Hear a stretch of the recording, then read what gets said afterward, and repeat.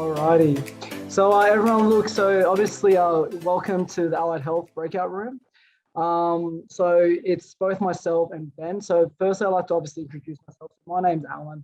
I'm currently the Allied Health Manager at John Flynn Private Hospital based on the Gold Coast.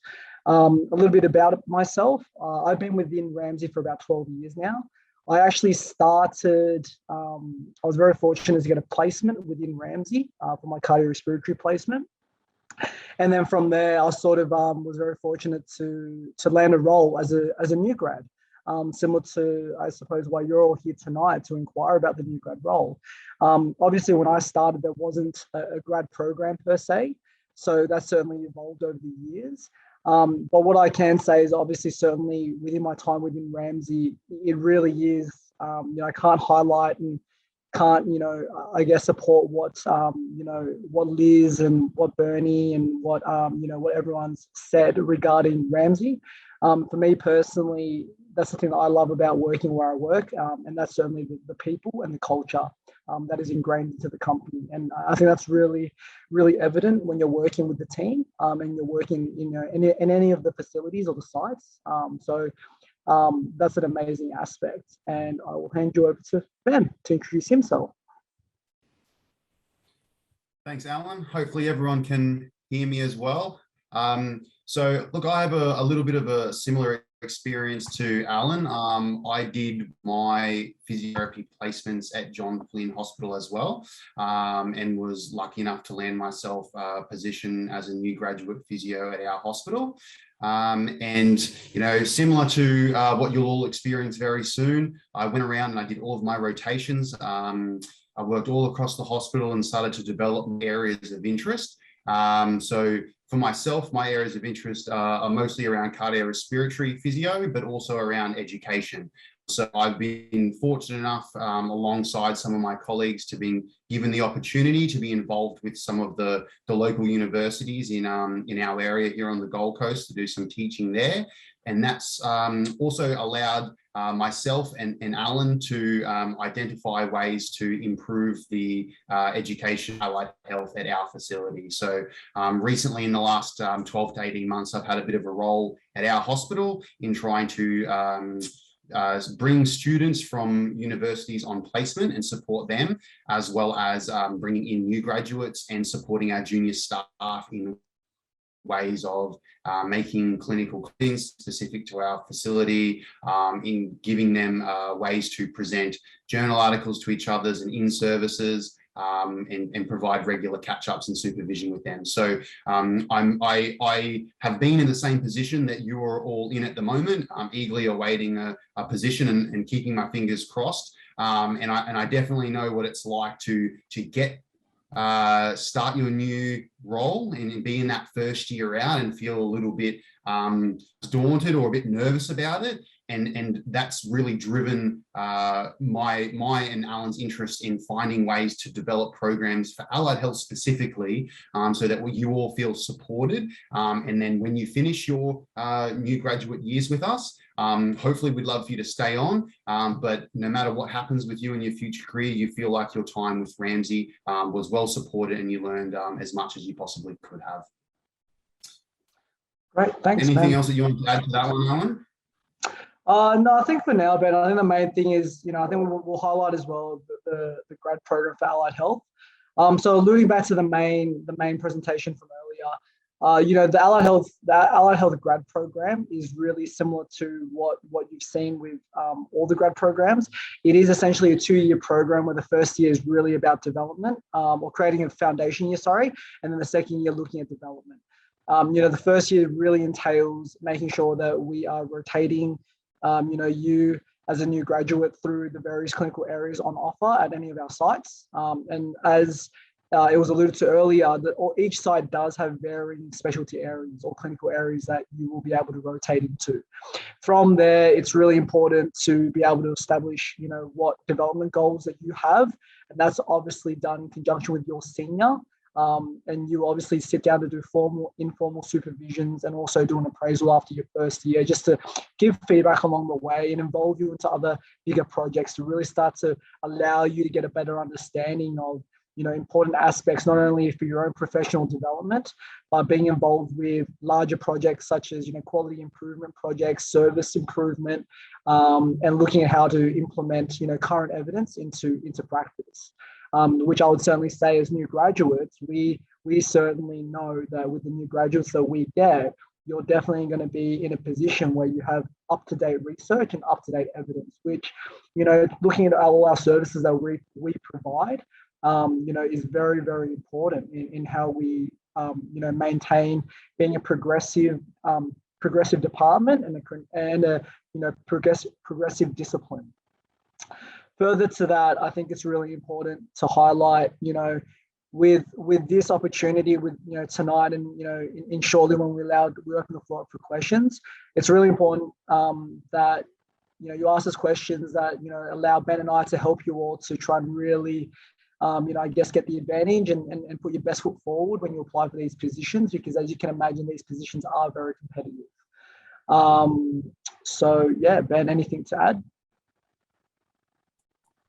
No, I just wanted to add that Ramsay itself, for the actual services that allied health have been offering to patients, has expanded quite significantly even in the time that I've been here. So I've been with Ramsay now for 7 years, and between our outpatient clinic, with Ramsay Health Plus, pushes towards our management for cancer patients and lymphedema, working in maternity, having staff going down to intensive care units and rehab programs, incorporating specific programs for neurological and cardiorespiratory patients. We've really seen quite a large increase in scope of practice and the different areas that allied health have access to. And I think it's a really exciting time to be a part of the company, because as these nurses develop, it's just a great way that we've been able to,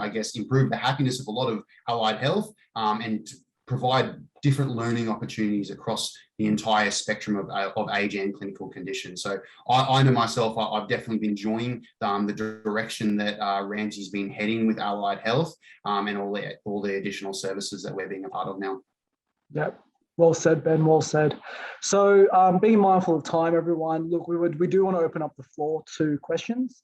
We will obviously try our best to answer every question that is asked tonight. So please feel free to type away the chat box, and we'll get started.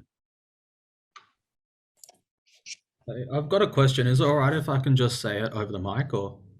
Yeah, absolutely. Sorry, can you just say your name, because we just have a lot of people. Oh yeah.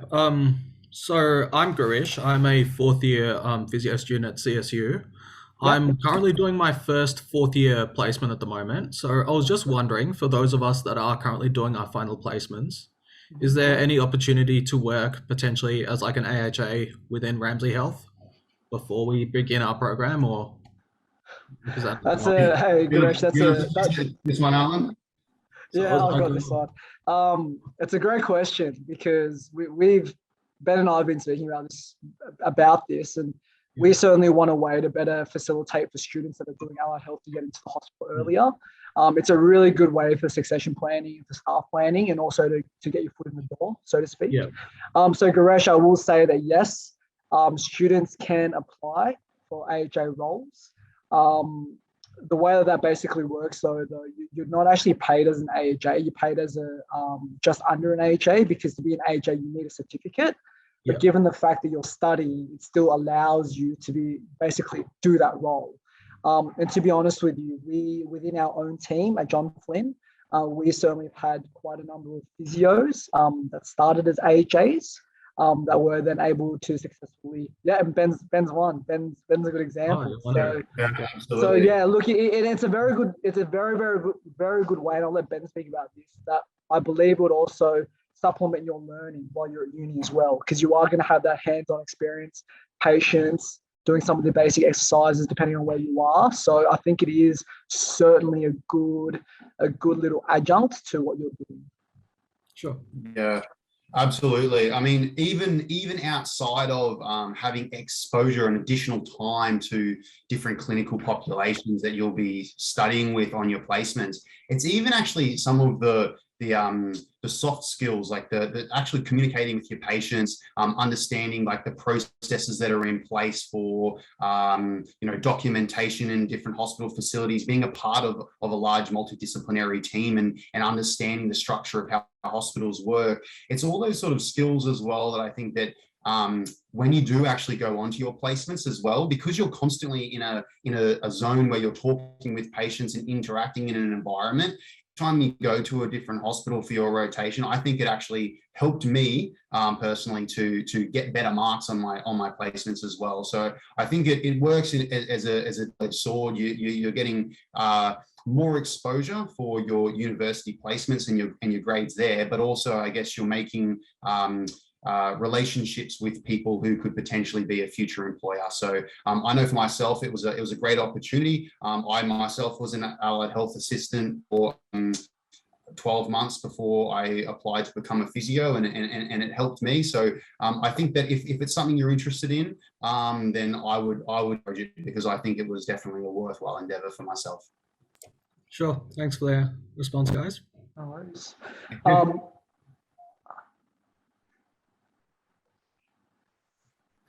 Hi, I'm Angelique. Would you have those kind of opportunities for dietetics? Or is it not necessary? Yeah, well, yes. In short, yes. I think all allied health students would fit that criteria. To give you an example, we're also looking at the moment potentially for AHAs that might have OT, OT students currently. I think there's a real. I think for us, again, that's another way for succession planning, is finding a way to introduce students early into the hospital setting. And as an early precursor, then, the position becomes available, then to obviously go, look internally for our candidates. So dietitians, I would say, is the same as well as that. Like it's applicable anywhere. So if you do see those roles pop up, I think certainly if you're interested, and you have the ability to do some shifts, then definitely put in your expression of interest. Okay. I wouldn't mind answering the one of the questions that was typed down here, Alan, about what qualities are desirable for a new grad OT at Ramsay. So what placement experience and specialty areas do new OTs have access to? Look, this actually applies for all allied health. In the sense that the specialty areas that you'll have access to will be quite dependent on the facility that you apply at. So obviously we have some hospitals that are smaller and some hospitals that are larger, and depending on the medical facilities and the doctors and the specialties that work there, it will really depend on what you would have access to. So my suggestion would be that if you already have identified yourself as having an interest in a particular clinical area, each of the hospitals for Ramsay throughout Australia have their own internet site as well, where you can click on and have a look at the hospital, see how many beds it is, what services they offer, to see if that's something that you'd be interested in. But as far as the what qualities are desirable, Alan would agree that as far as our recruitment goes, we're quite big on the actual person initially, especially in your year, as opposed to necessarily having the absolute best resume in terms of what placements you had or what your GPA is. So similar to what was talked about before, Ramsay's ethos of people caring for people, that comes through our employment as well. We when we're having our interviews for staff, we're really looking out for people that we feel would be a good fit for the team, be team players, personable, good for patient care. Those sort of qualities that would make you a good person, as well as a good clinician. Because I know, at least for myself and Alan, we tend to have the viewpoint that skills, like clinical skills, can be taught. It's really having the correct person, which is quite important to us. So, I wouldn't be too stressed in particular about, I had maybe one of your colleagues or someone alongside you had better placements, like quote unquote. We're not too concerned with that. We're really quite looking for you as an individual. But of course, things outside, like we talked about before, experience as an allied health assistant or different volunteering things that you may do, they obviously help you stand out on a CV. But we're definitely more focused on the individual. Yeah, great. So just going back to a question from Tristan. So I'll try and work in order here. So Tristan, with your question regarding mid-year entry for new grad physio positions, absolutely there is. I guess what really needs to be said here is when you guys all apply, there's obviously various ways that you might apply for a new grad role, using the Grad Plus and applying via online. So what happens is when you send that application through, it basically filters it to the state that you're in. From there, with that resume, if a role becomes open at any of the sites within that state or any of the sites that you've indicated for, those resumes then get submitted automatically as an application to that vacant role.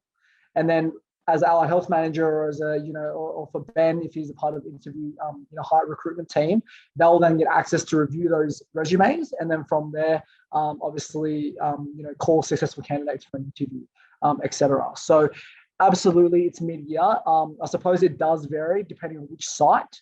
I don't think it ever goes astray to get in touch with an allied health manager or a person within that hospital that will be able to guide you. So that could either be the HR department, they'll then forward on your query onto the allied health manager or the relevant manager that you're trying to get a hold of. And then from there, I think it's always really, really good to get an expression of interest out, just to say, hi, my name's, hi, dear so-and-so, my name's Tristan. I'm a physio student or, a speech student looking to graduate towards the end of the year. I've submitted my CV at the moment. I'm currently in my last placement. I would be interested in any roles that you have upcoming. So, that goes a really, really long way. I can tell you from, even from the emails that I get, we don't forget. Like if it's a really good, well-written and well put together email, and it's a very well put together resume, then we always sort of flag it and we keep it there. And Ben will tell you this as well. I often flag in ones. I often forward in ones to say, oh, Ben, hey, just FYI, keep this in, just keep this so you're aware of it. So when we do our recruitment, we obviously will get in touch or we'll let you know if the positions become available or open, and just to keep your eye out a bit more. Okay, so that answers that question. Ella, your question is, how do we? I was just going to say on just onto that as well with the resumes. Big thing is that you'll be surprised that I say this, but spell Ramsey correctly is a good start as well. That's my pro tip. Ramsey has 2 A's, so remember that one. I think to add more to that, Ben. Everyone, when you're doing your resumes, we're sure that in your studies, a lot of you guys will have talks about how to put together a well-written resume, CV. Please proofread. Check spelling mistakes. Check punctuation. Check that you've correctly addressed who you need to address it to. These things are crucial. Okay. Your cover letter should only be 1 page. It should not be more than 1 page. It's a really good way that you guys can essentially elevator pitch yourselves, learn to market yourselves, learn to put that there, learn to also have a LinkedIn professional profile. These things nowadays are definitely things that we also check. We don't just look at your CVs anymore. Don't forget, people can also look for you on social media. So be aware that when you're applying for jobs as a graduate, it is really, really critical, and a really good piece of advice for you all is to have those things in check. Your Facebooks, your Instagrams, if you've got things on there that you're like, well, that's probably good for my friends, maybe just put your account on private while you're going through the grad application process so that no one's going to see that, okay? Or more importantly, have also like a professional LinkedIn social media profile that people then can look at that and go, oh, okay, wow. Those little things absolutely set you all apart. When we get, recently we advertised for a dietitian position. I had over 100 applications. So you can imagine then when we go through shortlisting, we become very, very strict to the point that if it's not addressed to the right person, if there's a spelling mistake, even in the cover letter, we don't look at the resume. So, please just be aware of that. Okay. So moving on to the next question from Ella. How do we find out which of the Ramsay facilities will offer new grad programs? Again, Ella, I suppose that's quite a difficult one, because unless a site actually advertises the role by Seek, you won't know. But what you will be told, though, is if you do apply via Grad Plus, again, your resume will be sent to the relevant ad, and you'll probably be notified of that as well. So again, if you're particularly interested in applying for a specific site, please get in touch. If it's myself on the Gold Coast, for instance, if you get in touch with me and you flag it, and I'm aware, then I can also then indicate to you when our recruitment window normally is. And I believe that is the case at most of our sites across the country. Yeah, I think on that as well, like to also answer Christy's question about how long are rotations, if you're an allied health new graduate throughout Australia, I guess one of the only things that will be 100% consistent among you all will be a part of that fellowship program, and you'll attend those webinar days and get that education. But each facility, as I said, has different number of different services, different number of days that different professions need to be there within the 7-day working week. So each hospital, as far as how long will your rotation be, when you finish, can you work in an area permanently, will be quite facility based. So I know for ourselves, we used to have 6-month rotations, and now we've moved to 4-month rotations because the staff we've got more areas now and the staff like the variety. But you might go to another facility and they might do 6-monthly rotations. So those sort of things will be dependent on the facility. Yeah.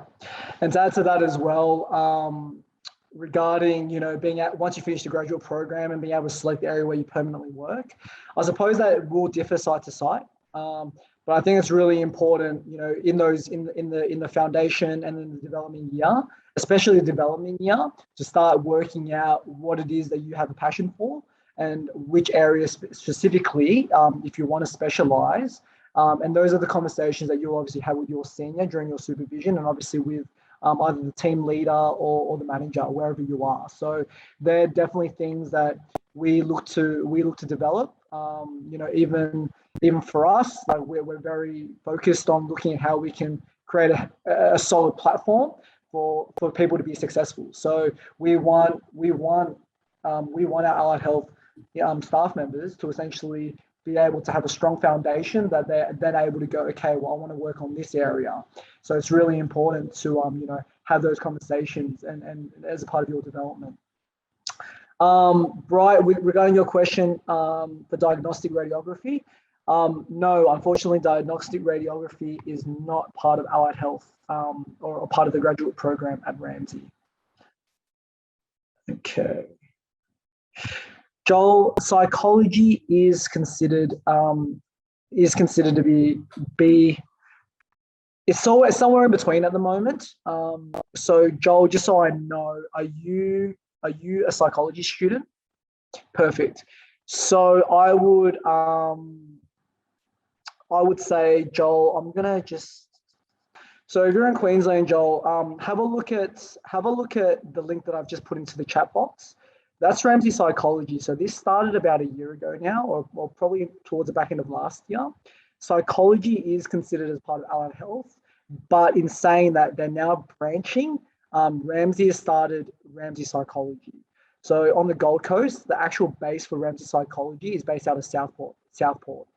I would certainly chase that up and maybe send an email, or if you like, you can send me an email. I'll leave my email at the end of our discussion today, so you can get in touch, and then I can forward on your details from there. But yes, they absolutely are looking at developing clinical psychologists. All right. So it seems to me, I think we've answered the current questions. Everyone, is there any questions at all that you'd like to ask? Anything at all regarding graduate development, your resumes, CVs, anything at all? Yes, I can. I can give you some insight into the she's been transitioning. We're actually in the process of looking at this now. I do have a staff member that is interested in this. Again, as you heard in the earlier presentation, that is absolutely one of the strengths of Ramsay. Ramsay, we're very, very fortunate that, in various states and some major metropolitan areas, there are several facilities for Ramsay. It's not just the one. So on Gold Coast alone, within 25, 30 kilometers, we have 3 sites. So the aim, I think, within all of our sites and locally within each area, the aim is to be able to share our workforce. It is absolutely being able to allow staff to get different opportunities. That does also extend to international. I think with that though, the process would certainly be looking at, I suppose, which country you're looking at, potentially taking a gap year, and looking at where you'd like to work, and then obviously start the ball rolling by your manager, and then from there through the HR team, they'll obviously liaise with the international team to see what's feasible, what roles are going, and what we could do to facilitate that kind of request. So being considered for all hospitals in all states, yes, you can. But with that, I believe it does come down to when you do the application, you have to select where you're looking at applying to. Sammy, which state are you in? I'm in New South Wales. Perfect. So yeah, I think look, again, when we did recruitment beginning of last year, Ben recruited from WA for Queensland. So we do absolutely, again, as Ben said earlier, we don't just look for the people that are necessarily local. We do look for the best person for the role.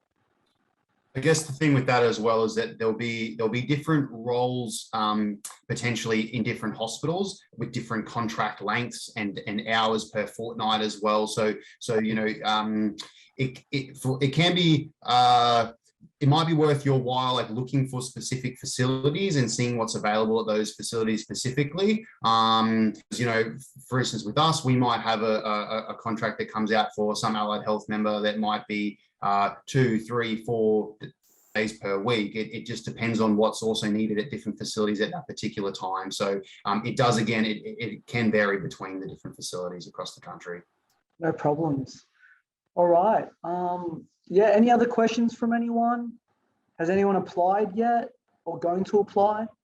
Perfect. We got one. Tristan, your name rings a bell, Tristan. Yes, yeah, I recognize your name, Tristan. Yeah. Perfect. So yeah, look, again, everyone, we are very, very excited to have this, host this and to be able to talk to you all. Congratulations for your upcoming graduations, or for your soon to be ending uni time, and obviously joining the workforce. Our best advice to you guys is put your best foot forward. Communicate really well, do it in a way that really puts you in the best light, that allows us to then review your CV, your resume, to then go, wow, and then go, okay, let's shortlist, and obviously let's meet them and go from there. So I think that's probably the best advice that I can give. Ben and I have reviewed many CVs and resumes.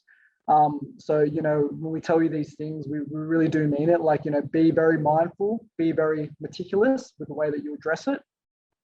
The little things absolutely matter. Okay. And having the keywords in there is obviously critical as well. Okay, so tell us a bit about yourself in your cover letters. Back it up with some of the experience from what you've gained from your placements, and then from there, we'll go from there. And as I said, it never ever hurts to get in touch before you apply for something, just to obviously give a little bit more. Okay, so that's obviously hopefully you guys all take that advice on. The other thing I'll certainly say is, for me, we absolutely focus on developing our graduates. We take it very seriously, and we're very dedicated to it, because, it's an investment. It's absolutely an investment, because it becomes future planning. It becomes succession planning, that, you will all then become either specialists in your clinical areas, regardless of which discipline you're in. You guys might eventually become team leaders, or even managers, or even higher than that. So it's absolutely imperative that we very much focus on your development early on when you join the team. Alrighty. I'll let Ben say a few final words and then we might call it there because I am mindful that we have gone a little bit late tonight. Yeah, thanks, Alan. I think as well, the last thing that I know, as Alan's saying, when we're looking at CVs and resumes, one thing besides what we've talked about already with the spelling and making sure it's meticulous and it's laid out well, but I also like when the resume or the CV or the cover letter, sorry, actually addresses why you would like to work for Ramsay or for that particular facility. Because as we were talking before, if we get 80 to 120 plus applications and it feels like it has potentially been copy and pasted and it's just been sent out, it doesn't feel necessarily personal.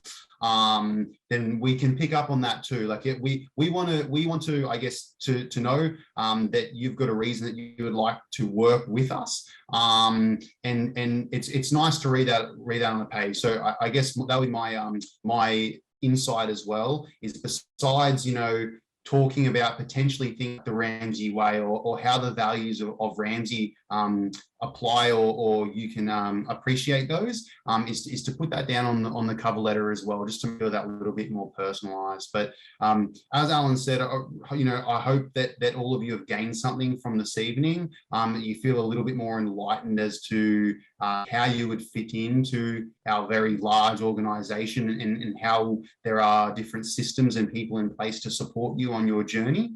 And I know that I'm always more than happy to answer any questions that people have if ever you want to shoot me an email as well. Yeah, so on that note, what I'll do is I'm just going to leave my email here for you and then I'll let Ben type in his email. And as we both said now, please reach out.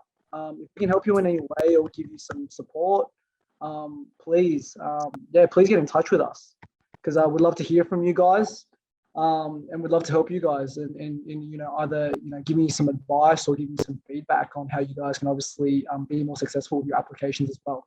Okay.